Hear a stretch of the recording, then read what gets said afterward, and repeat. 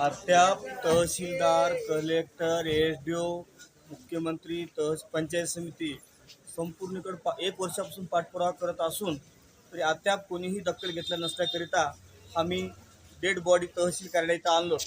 आम्ही तहसील मौत आम्ही जागा मापून दिल्याशिवाय मौत करत नाही। आम्ही ज्यावेळेस चौकीदार कोण आहे त्या सरपंचाला माहिती आहे, तलाठ्याला माहिती आणि तुम्हाला माहिती तिथं पेरले वगैरे का? हो पेरले की. बर हो तिथे नेमकी समस्या तुम्ही आहेच कुठे आम्हाला हेच माहित नाही। बर